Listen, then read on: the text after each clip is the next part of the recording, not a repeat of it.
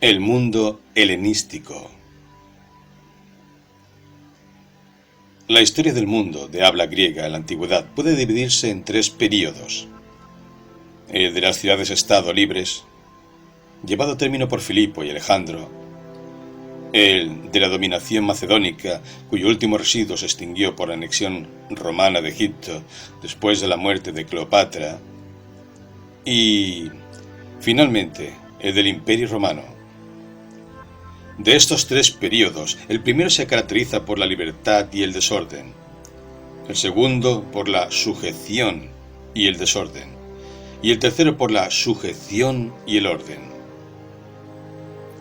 El segundo de estos períodos es conocido como la Edad Helenística. En ciencias y matemáticas, la obra llevada a cabo durante este período es la mejor efectuada por los griegos. En filosofía, incluye la fundación de las escuelas epicúrea y estoica, y también el escepticismo como doctrina definitivamente formulada. Es por eso todavía filosóficamente importante, aunque menos que el período de Platón y Aristóteles. Después del siglo III a.C., no hay nada realmente nuevo en la filosofía griega hasta los neoplatónicos en el siglo III después de Cristo. Pero en el ínterin, el mundo romano estaba preparándose para la victoria del cristianismo. La breve carrera de Alejandro transformó de pronto el mundo griego. En 10 años, del año 334 al año 324 a.C., conquistó Asia Menor, Siria, Egipto, Babilonia, Persia, Samarcanda, Bactriana y el Punjab. El imperio persa, el mayor que el mundo había conocido, quedó destruido en 3 batallas. El antiguo saber de los babilonios, con sus antiguas supersticiones, se hizo familiar a la curiosidad griega. Lo mismo ocurrió con el dualismo de Zoroastro y, en un mayor grado, con las religiones de la India, donde el budismo tendía a la supremacía. Dondequiera que Alejandro penetró, incluso las montañas de Afganistán, en las orillas de Jaxartes y en los afluentes del Indo, fundó ciudades griegas, en las cuales intentó reproducir las instituciones griegas con cierta medida de gobierno autónomo.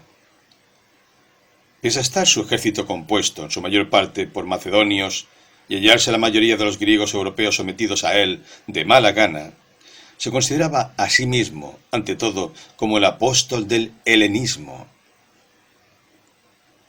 Gradualmente, sin embargo, al extenderse sus conquistas, adoptó la resolución de promover una fusión amistosa entre griegos y bárbaros. Para ello tuvo varios motivos. Por un lado, era obvio que sus ejércitos no muy grandes no podrían mantener permanentemente un imperio tan vasto por la fuerza, sino que debían a la larga depender de la conciliación de las poblaciones conquistadas.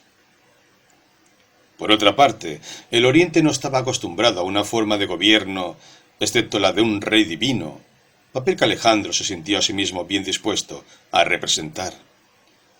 Si se creía a sí mismo un dios o solamente tomó los atributos de la divinidad por motivos de gobierno, es cuestión para el psicólogo, puesto que la evidencia histórica no es decisiva. En cualquier caso, disfrutó claramente de la adulación que recibió en Egipto como sucesor de los faraones, y en Persia como gran rey. Sus capitanes macedónicos, los compañeros, como se llamaban, tenían hacia él la actitud de los nobles occidentales hacia un soberano constitucional. Al negarse a postrarse ante él, se mostraban avisados y críticos, aun con riesgo de su vida, y en un momento crucial examinaron sus acciones, cuando le obligaron a volver hacia la patria desde el Indo, en vez de marchar a la conquista del Ganges. Los orientales eran más acomodaticios, con tal de que se respetasen sus prejuicios religiosos. Esto no ofreció dificultad para Alejandro. Fue solo necesario identificar a Amón o Bel con Zeus y declararse a él mismo el hijo del dios. Los psicólogos observan que Alejandro odiaba a Filipo y fue cómplice, probablemente de su asesinato. Le habría gustado creer que su madre, Olimpia, como algunas damas de la mitología griega, hubiese sido amada por un dios. La carrera de Alejandro fue tan milagrosa que bien pudo haber atribuido a un origen milagroso la mejor explicación de su prodigioso éxito. Los griegos tenían un sentimiento muy fuerte de su superioridad sobre los bárbaros. Aristóteles no duda en expresar el sentir general cuando dice que las razas nórdicas son ardientes, las meridionales civilizadas, pero solo los griegos son ardientes y a la vez civilizados. Platón y Aristóteles consideran equivocado esclavizar a los griegos, pero no a los bárbaros. Alejandro, que no era griego por completo, intentó destruir esta actitud de superioridad. Él mismo se casó con 2 princesas bárbaras e impulsó a sus principales macedonios a casarse con mujeres persas de noble cuna. Sus innumerables ciudades griegas, hay que suponerlo, deben de haber contenido muchos más varones que mujeres coloniales, y sus hombres tienen, por lo tanto, que haber seguido su ejemplo, casándose con las mujeres de la localidad. El resultado de esta conducta fue traer a las mentes de los pensadores la concepción del género humano como conjunto. La vieja lealtad hacia atestado, y en menor grado a la raza griega, ya no parecía adecuada. En filosofía, este punto de vista cosmopolita empieza con los estoicos, pero en la práctica empieza primero con Alejandro. Tuvo por resultado el que la interacción entre griegos y bárbaros fuese recíproca. Los bárbaros aprendieron algo de la ciencia griega, en tanto que los griegos aprendieron mucho de la superstición bárbara. La civilización griega, al cubrir una extensa área, se hizo menos puramente griega. La civilización griega era en esencia urbana. Había por supuesto muchos griegos dedicados a la agricultura, pero contribuyeron poco a lo que era distintivo de la cultura helénica. Desde la escuela milesia en adelante, los griegos, que eran eminentes en ciencias, filosofía y literatura, estuvieron asociados con las grandes ciudades comerciales, a menudo circundadas por poblaciones bárbaras. Este tipo de civilización no fue inaugurado por los griegos, sino por los fenicios. Tiro, Sidón y Cartago dependieron de esclavos para las tareas manuales del hogar, y se alquilaban mercenarios para llevar a cabo las guerras. No dependían, como las modernas capitales, de grandes poblaciones rurales de la misma sangre y con iguales derechos políticos. La analogía moderna más próxima ha de verse en el Extremo Oriente durante la última mitad del siglo XIX. Singapur y Hong Kong, Shanghái y los otros puertos internacionales de China eran pequeñas islas europeas, donde los blancos formaban una aristocracia comercial que vivía de la labor de los coolíes. En América del Norte, al norte de la línea Mason-Dixon, puesto que tal labor no era útil, los blancos se vieron obligados a practicar la agricultura.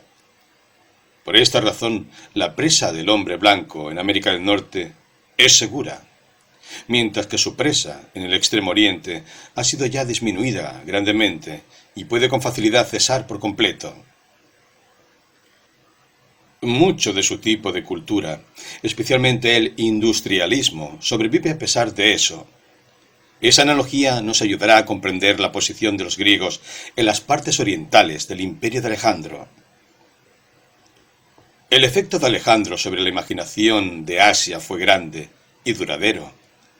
El primer libro de los Macabeos, escrito siglos después de su muerte, empieza con un resumen de su carrera. Y sucedió después que Alejandro, hijo de Filipo el Macedonio, salió de la tierra de Chetiín. Había castigado a Darío, rey de los persas y de los medios, para reinar en lugar suyo, el primero sobre Grecia, e hizo muchas guerras, y obtuvo muchos fuertes botines, y mató a los reyes de la tierra, y vino atravesando hasta el fin de ella, y tomó despojos de muchas naciones, de suerte que la tierra estuvo tranquila ante él. Después de lo cual era exaltado y de corazón esforzado, y reunió unas huestes muy fuertes, y gobernaba sobre comarcas y naciones y reyes, que llegaron a ser tributarios suyos.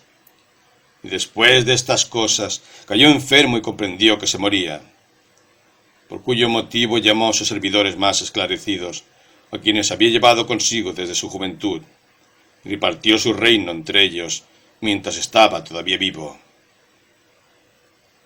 Así reinó Alejandro 12 años y murió luego. Pervivió como un héroe legendario en la religión maometana, y en nuestros días pequeños caudillos del Himalaya pretenden ser descendientes suyos. Ningún otro héroe rigurosamente histórico ha dado nunca una oportunidad tan perfecta para la capacidad del mito poético. A la muerte de Alejandro hubo un intento de preservar la unidad de su imperio, pero sus dos hijos, uno era un niño y el otro aún no había nacido. Cada cual tenía partidarios, pero en la guerra civil resultante quedaron al margen. Al fin, su imperio se dividió entre las familias de 3 generales, de los cuales, hablando a grandes rasgos, uno obtuvo las posesiones europeas, otro las africanas y otro las asiáticas. La parte europea cayó últimamente en poder de los descendientes de Antígono. Ptolomeo, que obtuvo Egipto, hizo de Alejandría su capital. Seleuco, que obtuvo Asia, después de muchas guerras, estaba demasiado ocupado con sus campañas para tener una capital fija. Pero en los últimos tiempos, Antioquía fue la ciudad principal de su dinastía. Ambos, los Ptolomeos y los Seleucidas, como se llamaron los de la dinastía de Seleuco, abandonaron las tentativas de Alejandro de producir una fusión entre griegos y bárbaros. Establecieron tiranías militares basadas al principio sobre una parte del ejército macedónico reforzado con mercenarios. Los Ptolomeos sostuvieron Egipto con fácil seguridad, pero en Asia 2 siglos de confusas guerras dinásticas solo concluyeron con la conquista romana. Durante estos siglos, Persia fue conquistada por los partos, y los griegos bactrianos estuvieron cada vez más aislados. En el siglo II a.C., tras lo cual declinaron rápidamente, tuvieron un rey, Meandro, cuyo imperio en la India era muy extenso. Han sobrevivido en Pali un par de diálogos entre él y un budista, y en parte en una traducción china. El doctor Tarn sugiere que el primero de ellos se basa en un original griego, el segundo, que concluye con la abdicación de Menandro, convirtiéndose en santo budista, no lo es ciertamente. El budismo en este tiempo era una religión vigorosamente proselitista. Asoka, año 264-228.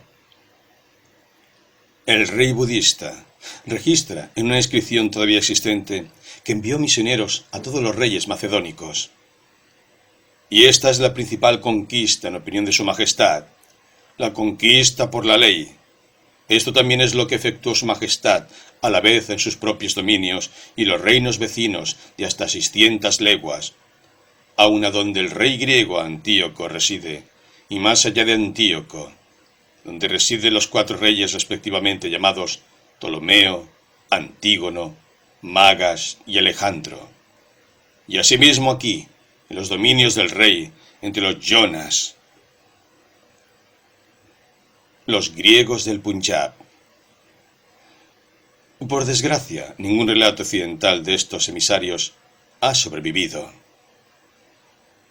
Babilonia fue influida mucho más profundamente por el helenismo. Como hemos visto, el único antiguo que secundó a Aristarco de Samos en el mantenimiento del sistema copernicano fue Seleuco de Seleucia, en el Tigris, que floreció hacia el año 150 a.C.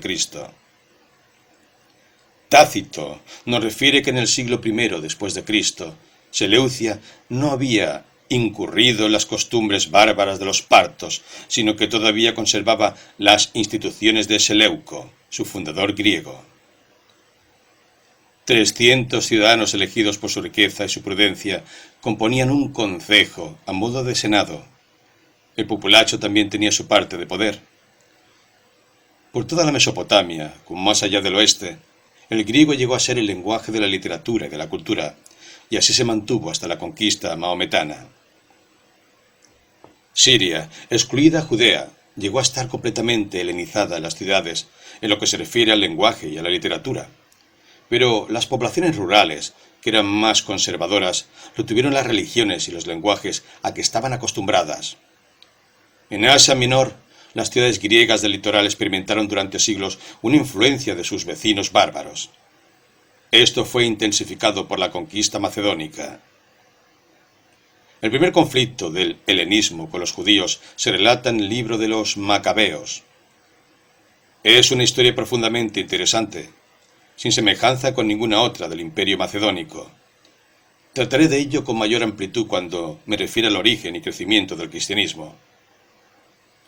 En ninguna otra parte encontró la influencia griega tan tenaz oposición. Desde el punto de vista de la cultura helenística, el éxito más brillante del siglo III a.C. fue la ciudad de Alejandría. Egipto estaba menos expuesto a la guerra que las zonas europea y asiática del dominio macedónico, y Alejandría estaba en una posición extraordinariamente favorable para el comercio. Los ptolomeos eran protectores del saber y atrajeron a su capital a muchos de los hombres mejores de su época.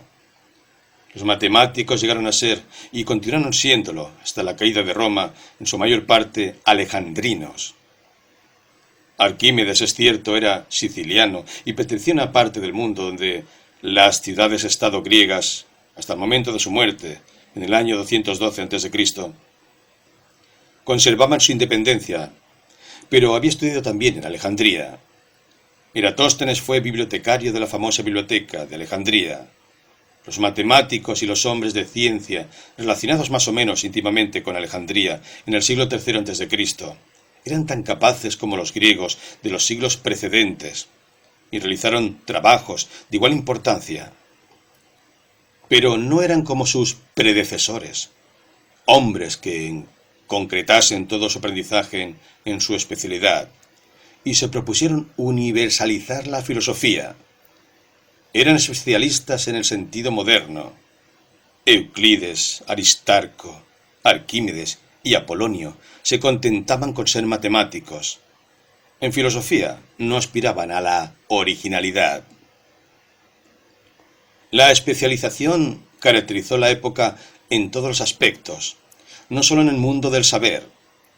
En las ciudades griegas, con gobierno propio, de los siglos V y VI, el hombre capaz presumía de ser capaz de todo. Sería, llegada la ocasión, soldado, político, legislador o filósofo. Sócrates, aunque detestaba la política, no pudo evitar verse mezclado en disputas políticas. En su juventud fue soldado y, a despecho de su negativa en la apología, estudiante de ciencias físicas. Protágoras, cuando pudo ahorrar tiempo del que dedicaba a enseñar escepticismo a la juventud aristocrática que buscaba la última novedad, redactó un código para turios. Platón se entremetió en la política, aunque con poca fortuna. Jenofonte, cuando no era comentador de Sócrates ni señor rural, fue general de una famosa campaña. Los matemáticos pitagóricos intentaron adquirir el gobierno de las ciudades. Todo el mundo tenía que servir en jurados y cumplir otros varios deberes públicos. En el siglo III cambió todo esto. Continuó, es cierto, habiendo políticos en las viejas ciudades-estado, pero fueron de aldea, puesto que Grecia estaba a merced de los soldados macedónicos. Las luchas serias por el poder se dirimieron entre los soldados macedónicos. No suponían cuestiones de principios, sino mera distribución de territorios entre aventureros rivales. En la administración y en las materias técnicas, estos más o menos incultos soldados emplearon a griegos como expertos. En Egipto se hicieron obras excelentes de irrigación y drenaje. Fueron soldados, administradores, físicos, matemáticos, filósofos, pero no hubo ni uno solo que lo fuese todo a la vez. La edad era tal que en ella un hombre que tuviese dinero y no deseara el poder gozaría de una vida muy agradable, siempre en el supuesto de que a ningún ejército de rufianes se le ocurriese cruzarse en su camino. Hombres cultivados que encontraron el favor de algún príncipe pudieron gozar un alto grado de lujo, con tal que fuesen diestros aduladores y no reparasen en ser el blanco de las burdas mofas reales. Pero no había seguridad. Una revolución palatina desagradaría al patrón del sabio adulador. Los gálatas podían destruir la villa del rico. La ciudad de uno podía ser saqueada en cualquier incidente de una guerra dinástica. En tales circunstancias, no es maravilloso que la gente emprendiese la adoración de la diosa Fortuna o Azar. Nada parecía racional en el orden de los asuntos humanos. Los que insistieron con obstinación en hallar racionalidad donde fuera, la apartaron de sí mismos y decidieron, como el Satanás de Milton, que la mente es su propio lugar y por sí misma puede hacer un cielo del infierno, un infierno del cielo. Excepto para los aventureros buscadores de sí mismos, ya no había ningún incentivo para interesarse por los asuntos públicos. Después del brillante episodio de las conquistas de Alejandro, el mundo helenístico se hundía en el caos, porque carecía de un déspota lo bastante fuerte para lograr una supremacía estable o de principios suficientemente poderosos para producir la cohesión social. La inteligencia griega, enfrentada con los nuevos problemas políticos, mostró una incompetencia absoluta. Los romanos, sin duda, eran estúpidos y brutales comparados con los griegos, pero al menos crearon orden. El antiguo desorden de los días de la libertad había sido tolerable, porque los ciudadanos tenían una parte en él. Pero el nuevo desorden macedónico, impuesto a los súbditos por gobernantes incompetentes, fue totalmente intolerable, más aún que el posterior sometimiento a Roma. Había gran descontento social y miedo a la revolución. Los salarios del trabajo libre bajaron, probablemente debido a la competencia del trabajo de los esclavos orientales. Entre tanto, los precios de lo necesario subían. Se da con Alejandro en el principio de su empresa, cuando, habiendo concertado tratados, se propuso reservar al pobre su sitio. En los tratados hechos en el año 335 entre Alejandro y los estados de la Liga de Corinto, se determinó que el concejo de la Liga y la representación de Alejandro fuera a ver que en ninguna ciudad de la Liga hubiera confiscación de la propiedad personal, o división de tierras, o cancelación de deudas, o liberación de esclavos con fines revolucionarios. Los bancos del mundo helénico estaban en los templos, poseían el oro de la reserva y controlaban el crédito. A principios del siglo III, el templo de Apolo, en Delos, hizo empréstitos al 10%. En tiempos pasados, la tarifa del interés había sido aún más alta. Trabajadores libres que encontraban insuficientes los salarios aún para las necesidades más simples. Si eran jóvenes y vigorosos, lograban obtener el empleo de mercenarios. La vida de un mercenario, sin duda, estaba llena de penalidades y peligros, pero ofrecía también grandes posibilidades. Podía caberle en suerte alguna rica ciudad oriental. Podía ofrecérsele la coyuntura de un motín lucrativo. Hubiera sido peligroso para un comandante intentar licenciar sus tropas, y esta pudo haber sido una de las razones por las que las guerras eran casi continuas. El viejo espíritu cívico sobrevivió más o menos en las antiguas ciudades griegas, pero no en las nuevas fundadas por Alejandro, sin exceptuar Alejandría.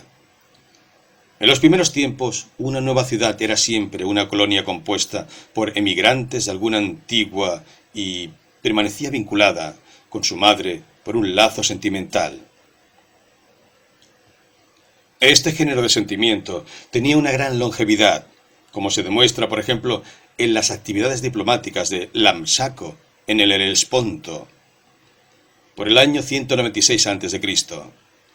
Esta ciudad fue amenazada por el rey seleucida Antíoco y decidió apelar a Roma para que la protegiese. Se envió una embajada, pero no fue directamente a Roma. Vino antes, a pesar de la inmensa distancia, a Marsella, que, como Lansaco, era una colonia de Focea, y era además vista con buenos ojos por los romanos. Los ciudadanos de Marsella, habiendo escuchado un discurso del enviado, decidieron mandar enseguida una misión diplomática suya a Roma para apoyar a la ciudad hermana.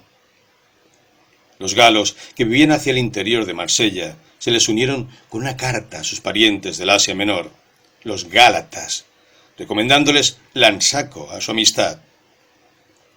Roma, naturalmente, estaba satisfecha del pretexto para mediar en los asuntos del Asia Menor, y por su intervención Lansaco conservó la libertad, hasta que dejó de ser conveniente para los romanos.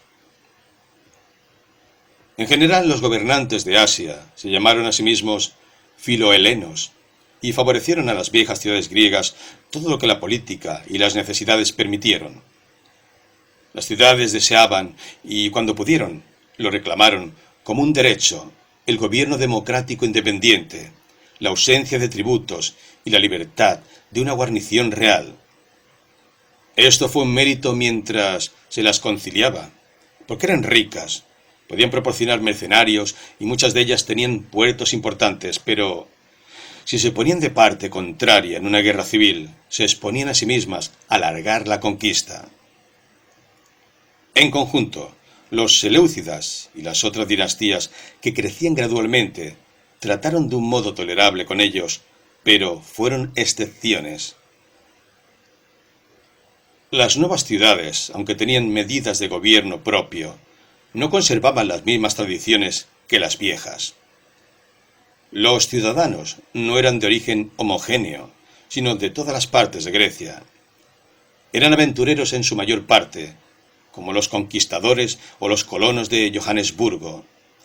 No piadosos peregrinos como los primeros colonizadores griegos o los fundadores de Nueva Inglaterra. En consecuencia, ninguna de las ciudades de Alejandro constituyó una fuerte unidad política. Esto fue conveniente desde el punto de vista de la gobernación del rey, pero una debilidad desde el punto de vista de la difusión del helenismo. La influencia de la religión no griega y de la superstición en el mundo helenístico fue perniciosa en gran parte, pero no del todo. Pudo no haber sido este el caso. Judíos, persas y budistas, todos ellos tenían religiones que eran, con mucho, definitivamente superiores al politeísmo popular griego, y aun pudieron haber sido estudiadas con provecho por los mejores filósofos. Por desgracia fueron los babilonios o caldeos quienes más impresionaron la imaginación de los griegos. Fue ante todo su fabulosa antigüedad. Los registros sacerdotales se remontaban a miles de años y declaraban milenios más. Luego había cierta sabiduría genuina. Los babilonios pudieron más o menos predecir los eclipses mucho antes que los griegos. Pero estas eran simples causas de receptividad. Lo que se aceptó fue, en su mayor parte, la astrología y la magia. La astrología, dice el profesor Gilbert Murray, cayó sobre la mente helenística como una nueva plaga cae sobre la gente de las islas remotas. La tumba de Ozymandias, descrita por Diodoro, fue cubierta por signos astrológicos, y la de Antíoco I, que había sido descubierta en Commagene, es del mismo carácter. Les era natural a los monarcas creer que las estrellas velaban por ellos, pero cada cual estaba dispuesto a recibir el germen. Parece que la astrología fue enseñada a los griegos por primera vez en tiempos de Alejandro, por un caldeo llamado Berosus, que enseñó en Kos y, de acuerdo con Séneca, interpretó a Bel. Esto, dice el profesor Murray, significa que tradujo al griego el Ojo de Bel, un tratado en 70 tablas hallado en la biblioteca de Asurbanipal, año 686-626 a.C., pero compuesto por Sargón I en el tercer milenio antes de Cristo. Como veremos, aun la mayoría de los mejores filósofos incurrió en la creencia en la astrología. Ello supone, puesto que imagina predecible el futuro, una creencia en la necesidad o hado, que podría establecerse contra el credo predominante en la fortuna. Sin duda, la mayoría de los hombres creyó en ambos y nunca reparó en su consecuencia. La confusión general estaba destinada a traer la decadencia moral, más aún que el debilitamiento intelectual. Las épocas de incertidumbre prolongada, en tanto son compatibles con el más alto grado de santidad en unos pocos, son enemigas de las prosaicas virtudes cotidianas de los ciudadanos respetables. Nadie se dedica a acumular ganancias cuando mañana pueden disiparse todos sus ahorros. Nadie favorece la honradez cuando la persona con quien se practica es casi seguro que os estafe. Nadie se adhiere a una causa cuando ninguna causa es importante ni tiene ninguna probabilidad de victoria estable. No hay ningún argumento en favor de la verdad cuando solo la flexible tergiversación hace posibles la conservación de la vida y de la fortuna. El hombre cuya vida no tiene otro origen que una prudencia puramente terrena, en un mundo así se convertirá en un aventurero si tiene valor, y si no lo tiene, buscará la oscuridad como un tímido contemporizador. Menandro, que pertenece a esta época, dice: así he conocido muchos casos de hombres que, aunque no eran bribones por naturaleza, llegaron a serlo por necesidad, a través de la desgracia. Esto resume el carácter moral del siglo III a.C., fuera de algunos pocos hombres excepcionales. Aun entre estos pocos, el miedo reemplazó a la esperanza. El fin de la vida fue más bien escapar a la desgracia que lograr el bien positivo. La metafísica se queda en segundo término y la ética, ahora individual, reviste la mayor importancia. La filosofía ya no es el pilar de fuego que llevan delante unos pocos intrépidos buscadores de la verdad. Es más bien una ambulancia que sigue la romería de la lucha por la existencia y despluma al débil y al herido.